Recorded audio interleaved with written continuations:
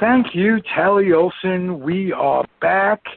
Bronx Roots, it's been a long time. We have a little reunion going. Michael Preminger is here. Hello, Michael. Hello, Ralph. I'm happy to hear your voice. And David Hubler. Hi, everybody. How are you? Good. Let's start with what we were talking about off the air. Life has become a survival game. And I'm just happy that all the comfortably zoned folks have not fallen prey to this horrible virus.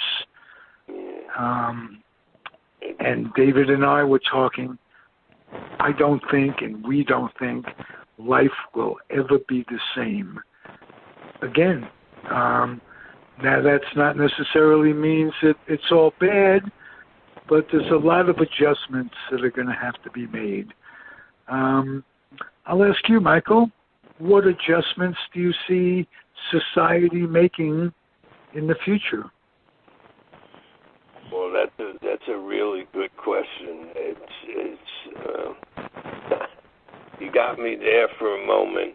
I just want to say, because I've been not quarantined. I just haven't gone anywhere other than to my daughter's house and to pick up groceries or to the market and have the groceries ready for me. So in a very not selfish way, all of this seems to be going on around me, and I'm not affected, thank goodness. Yes, thank goodness. So it's almost like when they give these numbers, and I'm amazed when people say 170,000 people dead. Well, that should be. They're throwing out that number like you're saying, well, the Yankees scored 11 runs today. I don't understand it.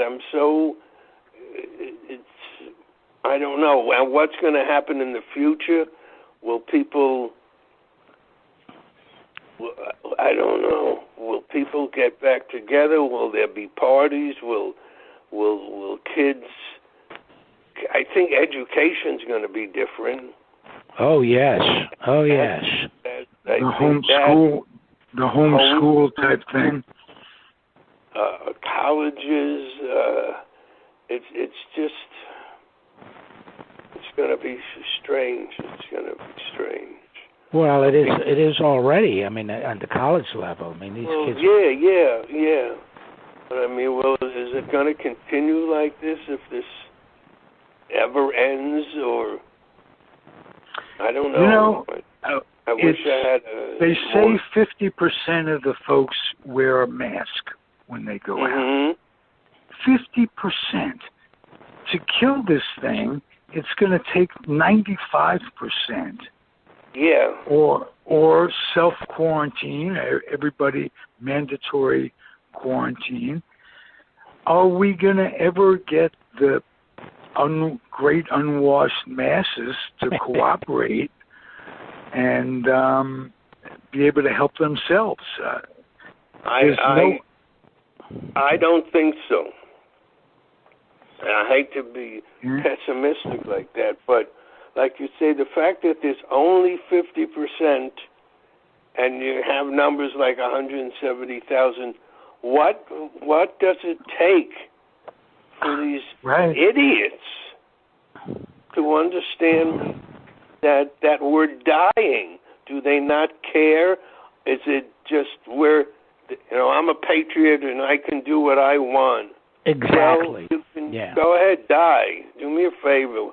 Will you please drop dead? Tom Hanks was on weeks ago when he said, what does it take to put on a mask?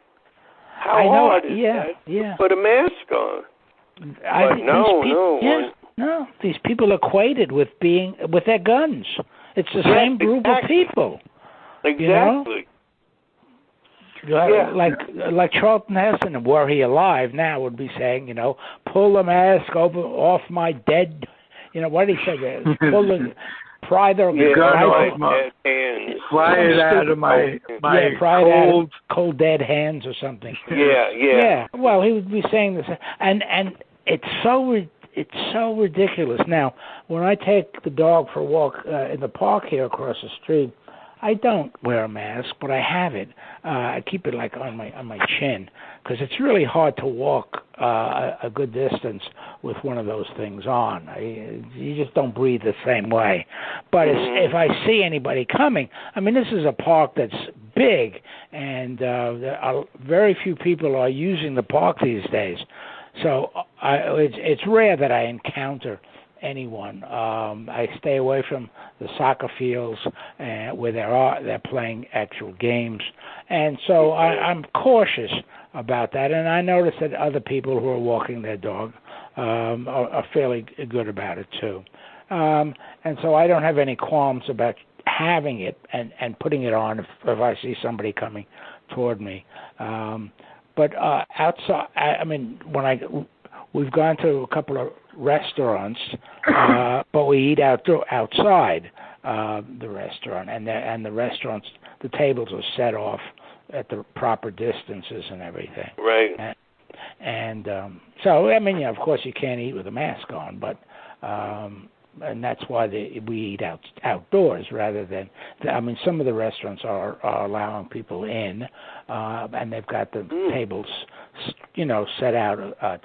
But if you stay outside, you're in much better shape. So we've done that a few times, and believe me, it's so rewarding. It's like a new kind of adventure to actually go out and have dinner outside. Right. The weather's been great lately for this because it's not too hot and it's not too cold. You can sit outside and enjoy yourself. So that's been a plus. But these people that insist on not wearing a mask. Now, I was in a store yesterday, and this guy. There was about four of us, and we kept our distance. And a guy walks in and walks right to the counter, no mask on, and the owner comes out, and he's not wearing a mask. But they stay. Yeah, so they stay far away. I had a funny experience. I had to mail a package at one of these UPS stores. So I took it out of the car, and I got inside, and I only took a few steps inside, and some woman started screaming at me, "You don't have a mask on. You don't." I didn't. I just completely forgot that I didn't. So, but the way she was screaming at me, you would have thought I'd walked in with an Uzi. And so I said, okay, I've got a mask. So I went back to the car. I keep a couple of them in the car now. I guess a lot of people do that. That's another new feature of your automobile. You got to play instead of a cigarette lighter, you've got a holder for your mask. But so I went back and I got my mask and I put and by that time she had calmed down. It was really. I thought it was funny when I left, but and I've seen a few examples like that, but not too many. Usually, I've heard of examples of the opposite, where somebody, the people who are not wearing masks attack the ones who are. Like you just said before, it's my right to do what I want, and I'm not going to wear a mask, and don't tell me to put it on. And I bet a lot of those people are the same people that do not put their seatbelts on in their car, simply because they can get away with it. Now they say that it is illegal, and if the cops catch you, there's a fine. But cops don't go looking for people who aren't belted up. You remember at one time the cars it wasn't that they wouldn't start if you didn't have your belt on, but they would buzz. Or click after it's on. It'll give you a little bump. Yeah. Right, until right. you put your seatbelt on. They don't do that anymore. Really? It's, no, they don't get. There's no music playing when you. But at least in my car. And my car's fairly new, 2017. So you would think it would. That's very new. Yeah.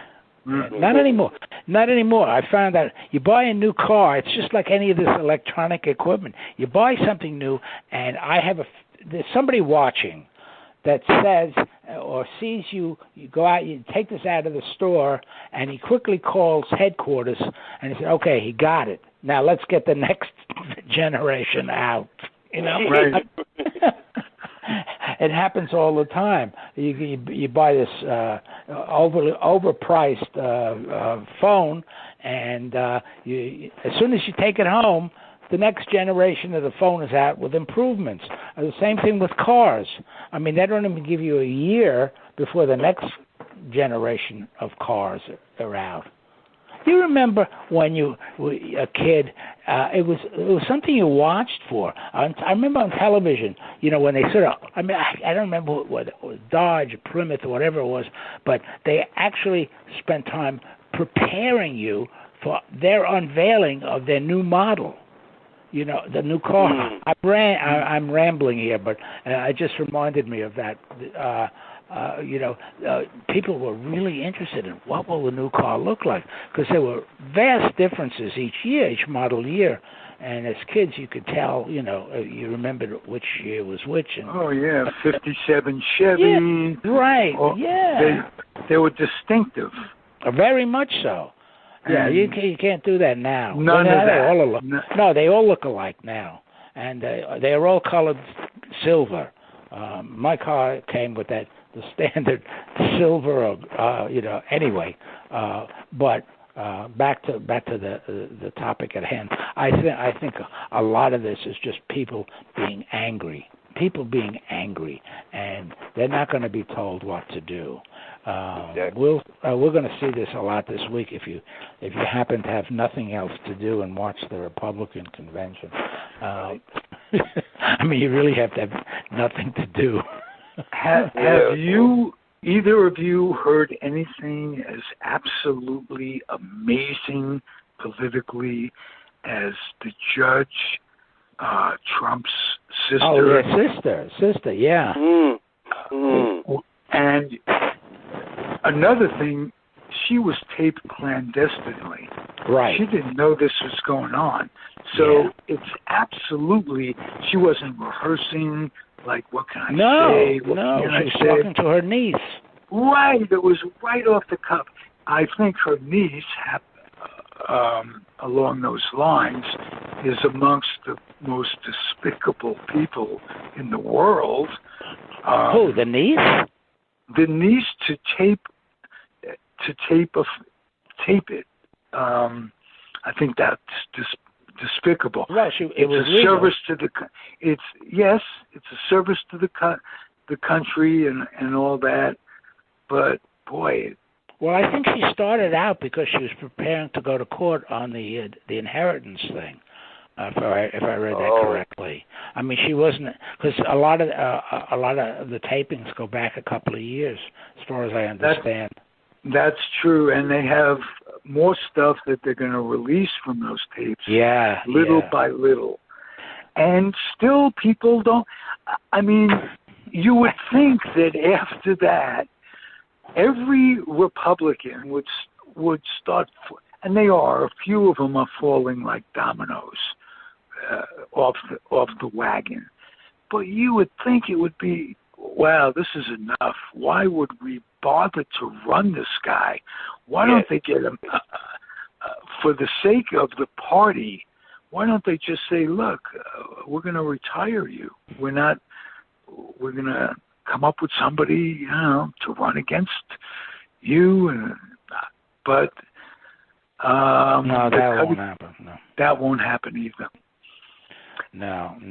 Do you think there's a chance he can recover from being 8 points down in the polls and 70-something days to go? Yeah. You think there is a chance? Oh, yeah. I mean, first of all, 8 points. If you said, I swear I'm not being, maybe I'm being stupid. If you said 28 points, I go, okay. 8 points, that could turn, this week it could change. It's just not enough for me. I say, oh, no, that's too close. That's too close. Is it an exaggeration to say that if this guy is elected again, that democracy is gone? Well, it will suffer a severe body blow. That's for sure. That's for sure. Because I think it already has suffered a severe body blow. But it's one that we can recover from if we get rid of him. Right. But who knows what he'll do? I just sound stupid when I stupid. Not stupid. You just don't know. As a Jew looking back in the 1930s, I just go, uh-oh. Yeah. Yeah. I really do. Really well, do. I mean, even when his own siblings and the niece comes out, and they've got all the inside dope on I'm using that term in a different connotation, but when they come out with all the dope about this guy, and there are very few that only his own direct children, who are all right there in the White House with him, are the only ones that seem to be sticking by him. I think the next body blow against him, if we're going to continue the boxing analogy, will come when Michael Cohen's book comes out. Mm-hmm. And this is the man who had all the secrets. Yeah. What more can they reveal that people haven't? That's my question, Ralph, too. There's Bolton's book. That was another one. There's the Mueller report, which wasn't perfect, but he set it up to give a guideline to Congress to how to get rid of the guy, to show that it was, and they didn't follow it.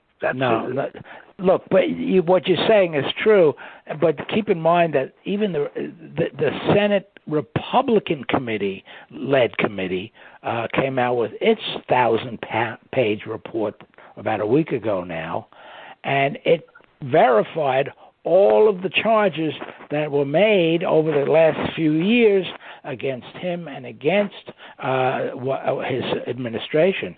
And, people are not reading it.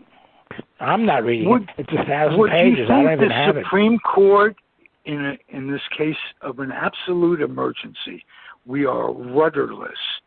The ship is just going around in circles, and there's no leadership. Is there not some provision in the Constitution, except for Amendment 25, which takes Pence to be involved? Right.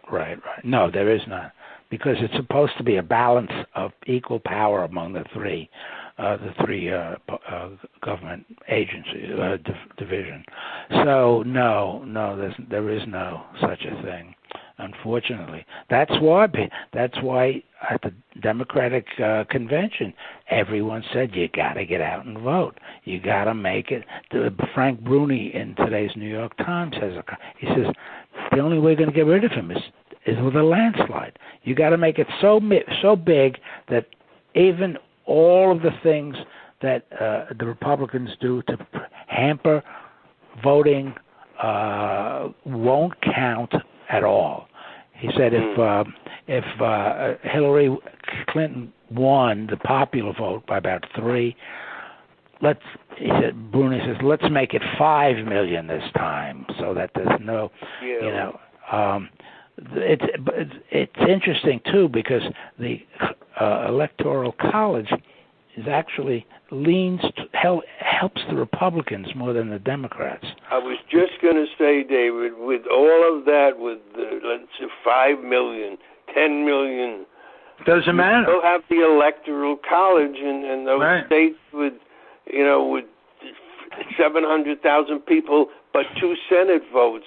How after this election, after the 2016 election, how did we not change that? Because the same thing can happen, where a few people, so to speak, can get this guy elected again, even if he loses by God knows what. Well, it's maddening. It is maddening. What the Democrats seem to be prepared to do this time, because let's face it, the people who led the party in 2016 and led Hillary Clinton's campaign, they screwed up royally. They made a mess of it. All they needed to do was win one of those 3 states in the Midwest, and he could not possibly have won. And they ignored all 3 states, thinking that they had them in the pocket, and you can't do that. You can't do that. I mean, he won Pennsylvania by something like 7,000 votes, and that gave him all of the electoral college votes. That's what you have to watch for. You have to watch for what's happening in those individual key states. That's where you can't take it for granted that because a state is a blue state that you're going to get. Pennsylvania is a good example. Not traditionally they're a blue state. Yes, that's true. Very much so. To lose that was akin to Al Gore losing Tennessee. Yes. Right. Right. Yeah. Good point. Very good. Very good point. You know, one thing about this, the whole notion of there's not going to be any change in the Electoral College in my lifetime. That's not very many years, I wouldn't think. But how many more election cycles are we going to go through? 4 years at a clip. 4 years is a long time. Yeah, I know. Especially you think about it, it could be a very slow death. Well, but so that's what I'm doing. I'm watching the states, and here's a point that I think has been overlooked. People who voted for Trump in 2016, which seems like a long time ago, but it isn't. But the people who voted for, many of them knew absolutely nothing about him, other than they did not like Hillary Clinton. They didn't want to see. Now, some of them were based on misogyny. They couldn't stand having a woman go into the White House. Many of the others were just they didn't like her personally. And Trump, of course, used every trick in the book. Lock her up, all this sort of stuff.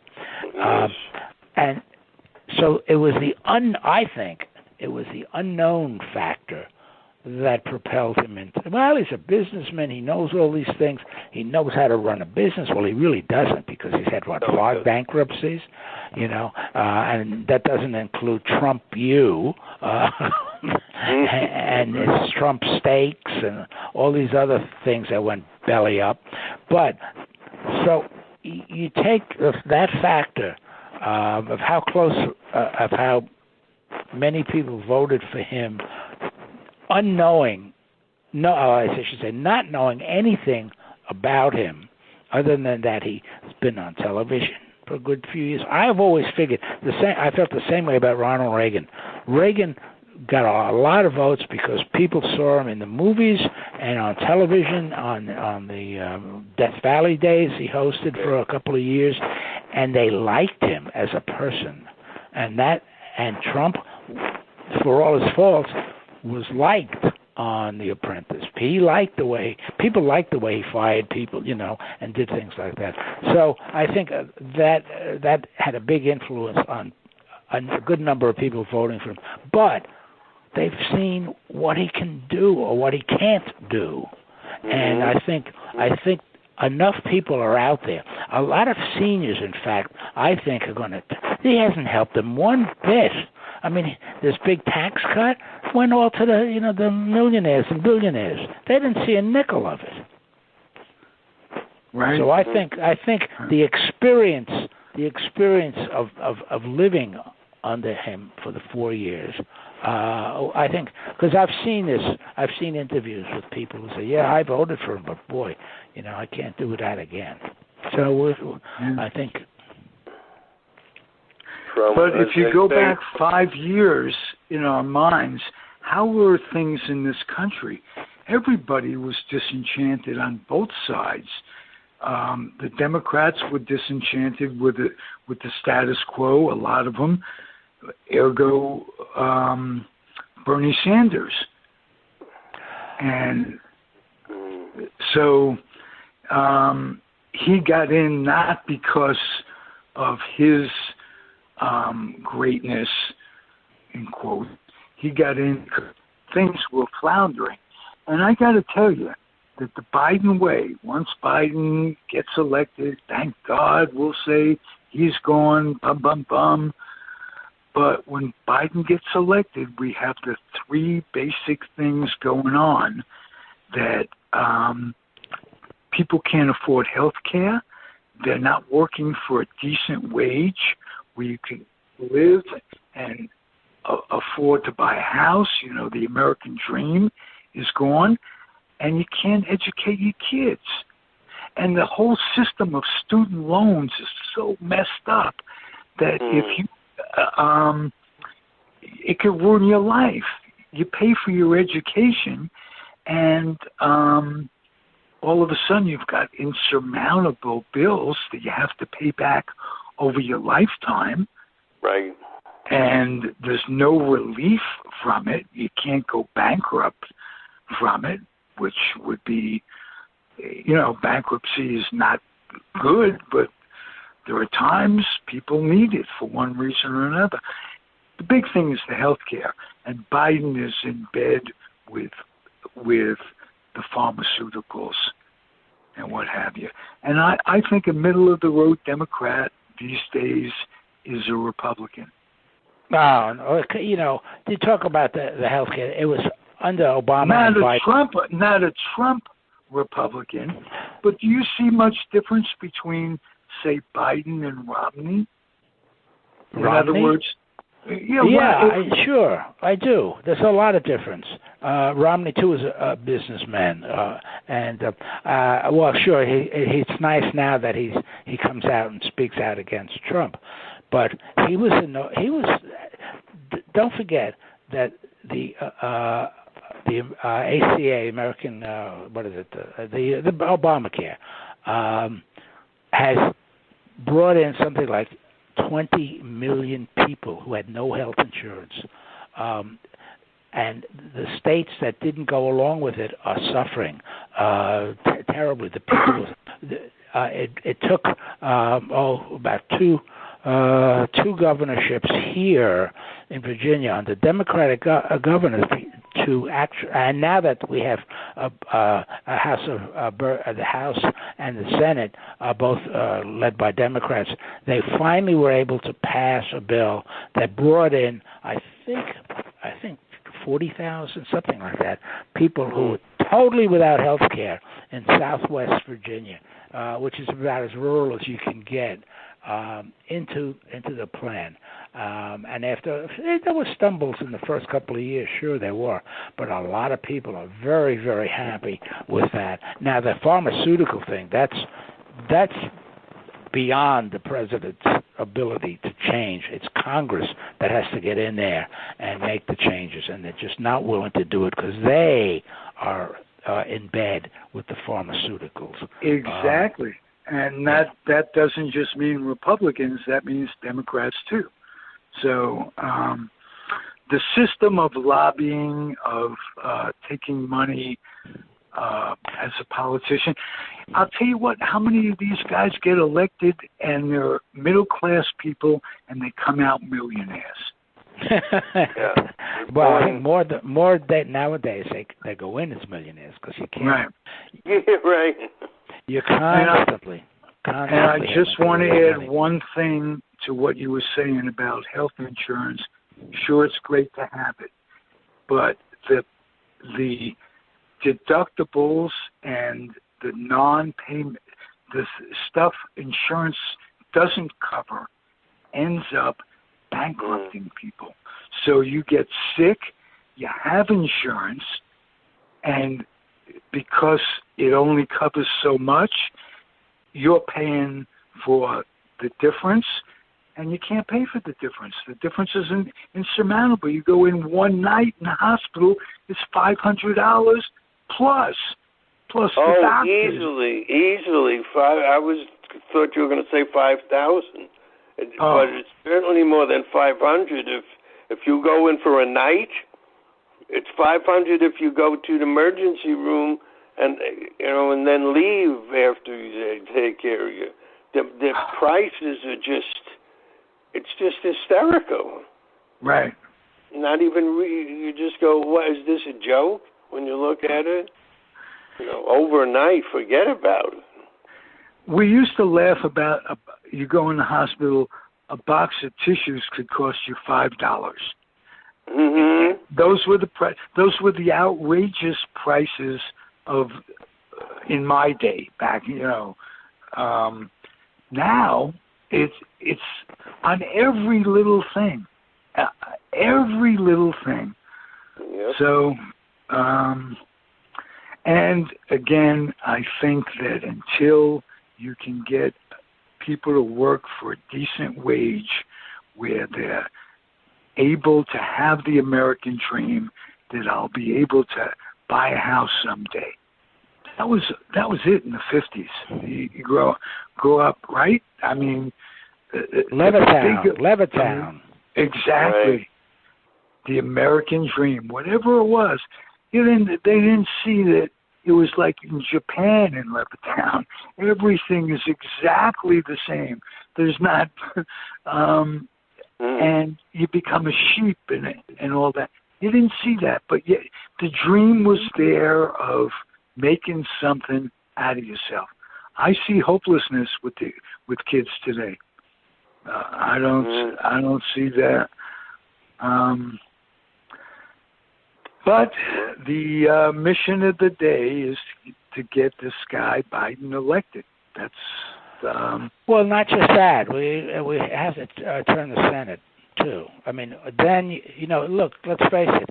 As soon as Obama went in, what did Mitch McConnell say? His number one job was to make Obama a one-term president. I mean, no ifs, ands, or buts.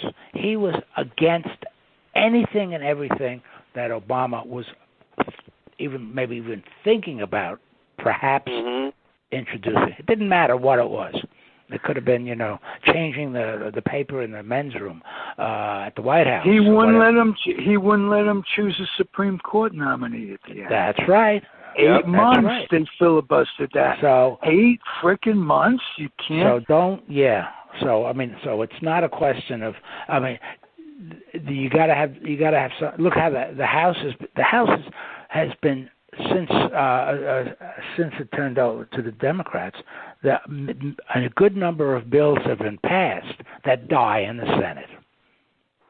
So it's because that's what's so remarkable about that Senate committee, Intelligence Committee investigation that went 2-3 years and came out saying, everything that's been said about all the things that were going on there in 2016 with the campaign, they were all true, and nobody's paid any attention to it. You know what amazes me? You're an author, David, and former CIA guy, although you weren't in that part of the CIA. Every spy novel, as far as you know. That's true. I just want to know about well, there's a lot of things I want to know. I want to know about Roger Stone's tattoo. You're the only one that can tell me about that. Yeah, what about it? About Nixon. Is that really Nixon? Yes. Or is it the devil? Oh, no. It's a very, very good likeness. Okay. Of both. Well, yeah, it's one of those things. Remember, you got these cards that if you held it one way, it was somebody, and if you held it another way, it was somebody else. It's like a hologram. Yeah, sort of like that. Yeah. No, it's believe me, it's strictly Nixon. You know. But. Okay, well, I do want to know where, like I say, in every spy novel I've ever read, when things are up, when the country's up against it, isn't there always some rogue guy that comes in and makes it right? You know, some guy that just in the name of the country, he's terminally ill, and he's going to, before he dies, he's going to make things okay. Yeah. In fact, I saw a movie the other night, which is considered "quote unquote" a classic. Ice Station Zebra. In fact, I was reading about the movie. It's not a new movie, but I was reading about because Rock Hudson is the star. But I was reading about how some actual high officials in the government, and I can't remember who they were mentioned, but they actually like to watch that movie. Now, it starts out terrific. The premise is that they have to find what happened at Ice Station Zero up in the Arctic, and they're going in by submarine. And, you know, and they've got the usual cast of characters. Ernest Borgnine plays the Russian who's taken on board. I don't forget what. But the point is that the beginning of this film, it stays pretty much true. It had some really neat underwater scenes and going under the ice, the ice pack up there. And then it devolves into this sort of ridiculous ending, you could easily tell that probably the last half of the movie was filmed in a studio, lot, not even outdoor lots, an indoor. Because they're there and it's like 40 below zero, right? And now when you see them going toward the ice station that they have to get to, the wind is howling and blowing, and they're leaning forward and they've got all these big parkas on. It looks pretty good, and you would think, and they're walking with those sticks so that they can get into the ice and keep their balance and all this sort of stuff. They get to the station, and now suddenly they take their parka hood off. There's no breath coming out of them, and they're not even wearing hats. They go outside and it's 40 degrees below, and and there's no wind. Suddenly there's no wind. So, but Rock Hudson is the star of this movie, and that's just what you were talking about, Ralph. There's the one guy who comes in and he figures out who the bad guy is, and of course the bad guy gets killed in the end, and Rock Hudson, of course, survives as captain of this submarine. So yeah, you're right. There's a lot of that. What I always get a kick out of is how everybody in law enforcement has equal access to these miracle computers where they can actually, dial up the closed captioning in at somebody's garage, let's say, and they can look at the license plates of the cars in the lot, and it makes, I believe, some of the screenwriting much easier, because you don't have to really delve into how some of this stuff is done. You just sit somebody at a computer. There was a TV show like that. They were always looking at this woman who was sitting at the computer, and they needed whatever information they needed. And there it was, up on the screen. Oh, yeah, there he is. CSI Los Angeles has a woman who sits there, the woman with the glasses, right? And yes, that's it's come to that now. It's come to that now. Well, it makes it easy to fit into a 48 minutes of show plus, So I don't watch those things anymore. They're so fun. And then I thought, people actually think this Ice Station Zebra is a good film. I mean. Wow. the movie that sticks out in my head was the one with Frank Sinatra. Oh God, he played. It was a mind altering. Oh, Manchurian Candidate. Yes. Oh yeah, that was good. That was good. That was, yeah, and of course, what's her name? Angela Lansbury was just fantastic in that movie. You know, it was. And she was, by the way, I don't mean by the way, but she was something like 3 or 4 years older in real life than Lawrence Harvey, who played her son. Right, yeah. But I like that movie just for her. If you saw her, I forget what the first movie she was in was an Alfred Hitchcock movie. She played a maid, and she was a young, very good looking. And I can't think of the name of the movie right now. But you know, and then of course she winds up as this mystery writer up in Cape Cod. Yeah, Murder, She Wrote. Right. Murder, She Wrote, right. So she's had a tremendous, but she was wonderful in Manchurian Candidate. And of course, she has aged so well and so gracefully. Hasn't she? She really, Yeah. Don't forget she was on Broadway, singing. Oh, yeah. What was it? Hello, Dolly? Mame, right. Mame. Yeah. Mm-hmm. Ooh, yeah, that's which right.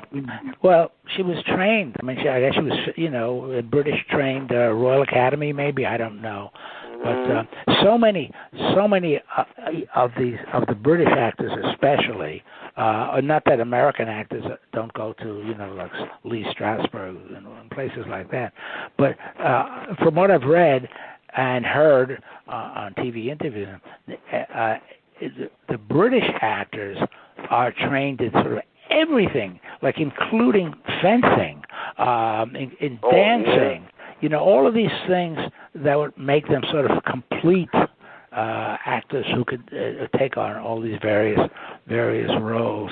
I remember when I was up at UNH in graduate school, they had a series of live shows. You bought the tickets for the whole season, and I did. What's his name? Olivier?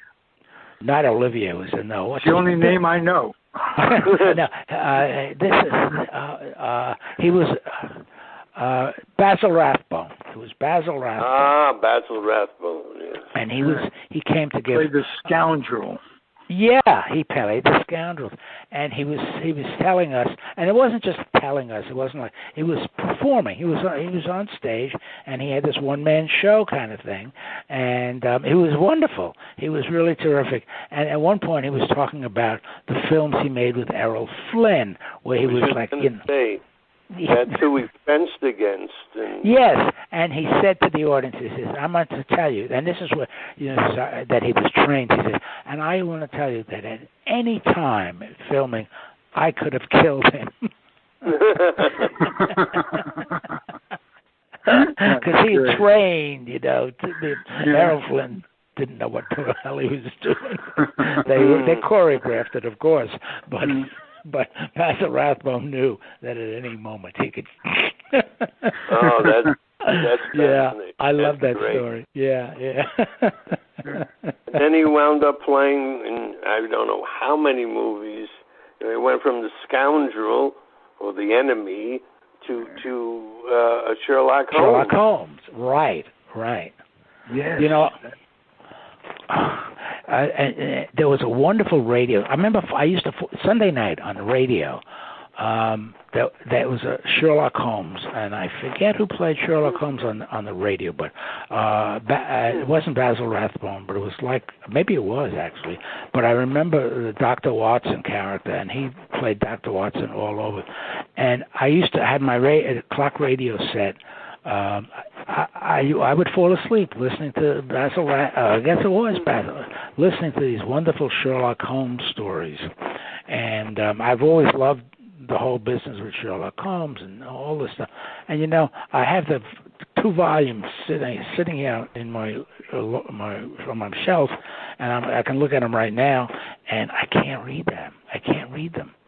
They're so hard to read. Is that right? Yeah, this 19th, I guess it was 19th century writing was just, late 19th and early 20th century. The style is very complex to read.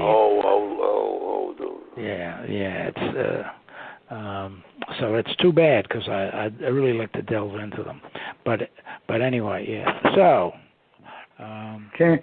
Hey, Michael, I got to ask you how your grandson is coming with baseball. Oh, that's a good question. I'll be honest with you guys. It's very interesting because all of a sudden, from a kid who loved baseball, nothing. In really? 3 years. Isn't that amazing? Just yesterday, he goes to practice, and then he sits on the bench.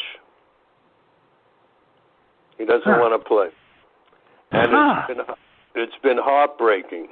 We don't know what happened and why, but isn't that amazing? And I keep thinking, my mother once said, I think about my son, who is very athletic, and I remember her saying, would you love him just as much if he wasn't a ball player?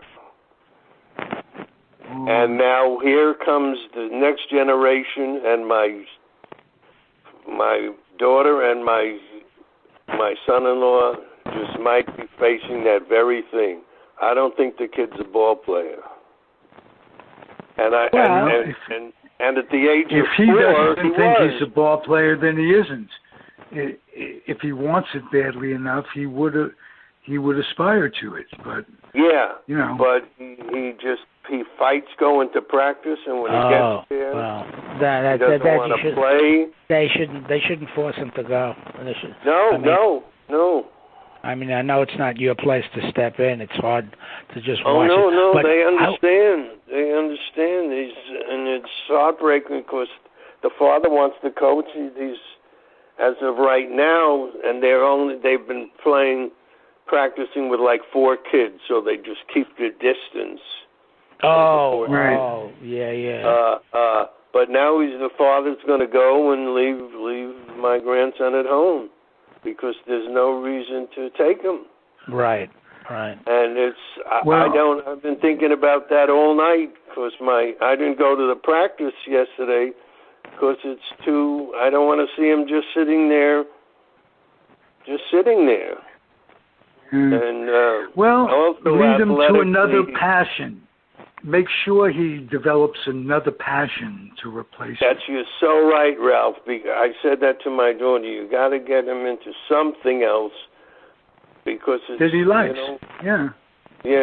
I wonder if maybe something happened with a coach you're always there, right? His coach was his father. Yeah. And my daughter has always said he has to have another coach.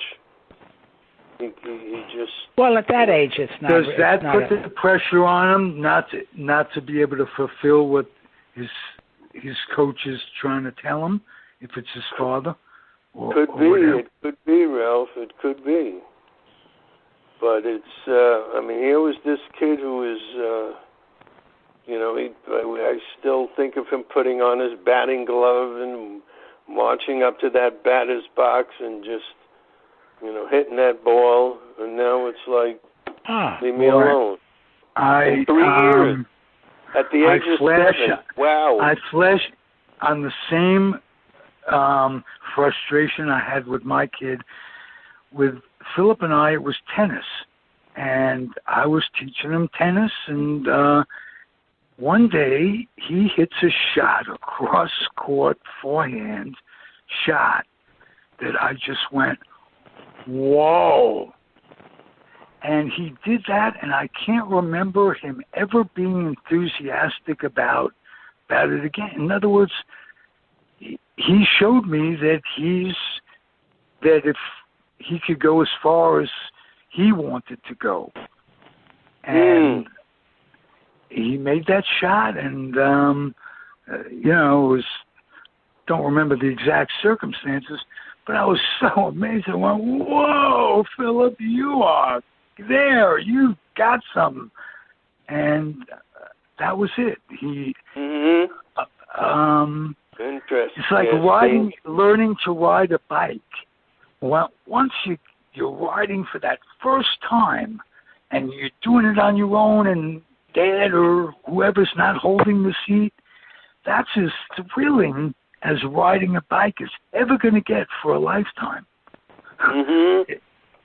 What a good point you're making. Wow. So my grandson just started to ride his bike about a month ago. Right. Okay. But he's not that enthused about getting back on it. No, but he was happy to be able, that first time when he could do it on his own, and, he did it. And that, now on to something else. I don't know if that's a good analogy. It's interesting. I'll tell you the thing, well, I wasn't there, just for a second. Supposedly at practice, he was having a catch with his father, and he was throwing it not straight. It was all over the place. And his father said, "Throw it to me." So we wound up, and he just threw it so hard. It's like the tennis thing. And I don't know if he heard his father, but he threw it that hard. Right. Like angry hard and straight. And to me, that could be a little kid just crying out, "Leave me alone." Right, exactly. I'll do it, and I'll show you I'm going to do it, but I don't want to have to. I'm not a monkey, a wind-up monkey for you. I'll do it, and I'll show you I could do it. More importantly, you show himself he can do it, and then get on with it. Whatever it is that maybe it's astrology, or astronomy. You're right. Astronomy, I meant, not astrology. You're right. Yeah, and that'll renew his enthusiasm. And as for will you love him? Fuck yeah, you'll love him. Whatever, of course you'll love him. Whatever he wants to do. Anyway. I just want to read one thing. This is off that topic. Thanks for asking. I'm glad you asked and allowed me to vent a little bit on it, because it's a shame. Anyway, it says here on the computer, half of the Republican National Committee's planned key speakers are Trumps. Isn't that interesting? If that's true, only 50% Trumps is the president's idea of diversity, snorted one critic. Who's he going to have speaking for him? That couple that came out with their guns, remember? They're going to be speaking. Oh, in St. Louis? Are they going to be there? Yes, they're going to be speaking. Oh, no. I swear to you, they are on the agenda to speak. Oh, shit. Yeah, just like the Democrats did. Yeah, right, huh?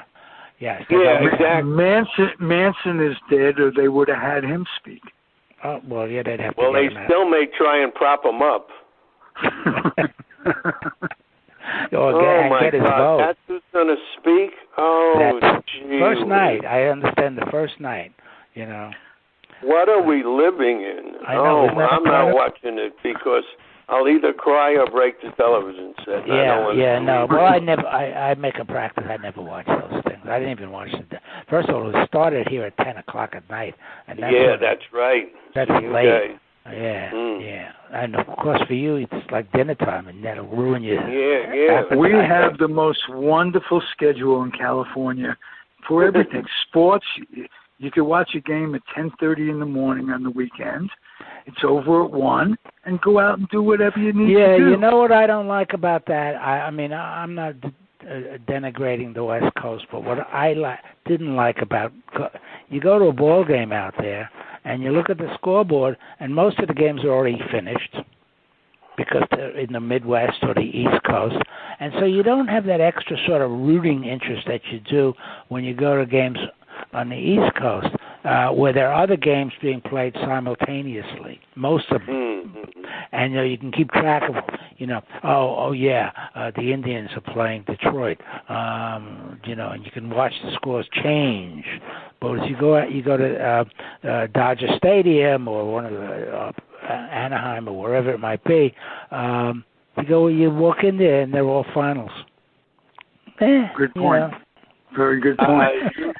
And how about those who leave early? David told me about one of your great lines, Mike. Yes.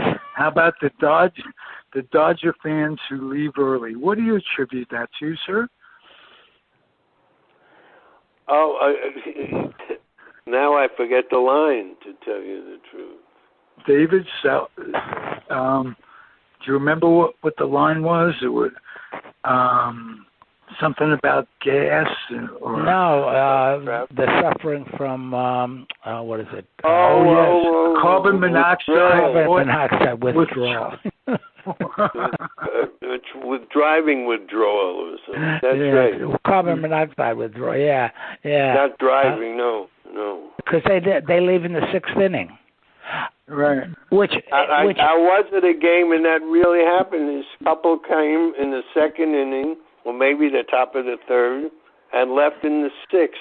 And it was like, and they had, when they sat down, they had a bunch of food. So it's a hell of a place to come for dinner. That's right. But they really late and left early, and it was like, what are you doing? And especially if you have a kid, hang around because you're going to have a lot of seats down front that are going to be empty by the eighth inning. You just move down a little bit. You know what I have to find out, and I want to ask Hal Bach this question, because we should have, when we discussed, it just didn't dawn on me. They're playing to make up for games that have been lost because of weather or the coronavirus, whatever. They play these doubleheaders, okay? But they're playing doubleheaders that are only 7 innings long. Right. Now, my question is, what's the purpose of that? I mean, they've got 3 more ball players. In the good old days, when you had 25 players on a roster, you played till one team won. There were games, I remember, that there was one classic game, I think involved your Mets, Ralph, that the doubleheader went on and on. It was almost like, a Kinsella novel about baseball. It went on and on. It was the second game of a doubleheader. It lasted all the way into the night. And they did it with 25 ball players. Now they got 28, and they're shortening the games to 7 innings. And what's the purpose? They've already decided that if somebody throws a no-hitter, it's not considered a no-hitter because it's only 7 innings. Oh, is that right? Yeah, it's called a notable achievement. I was listening because the Nats announcers do riff on that fairly frequently because a notable achievement goes in the record book. That's funny. That's funny.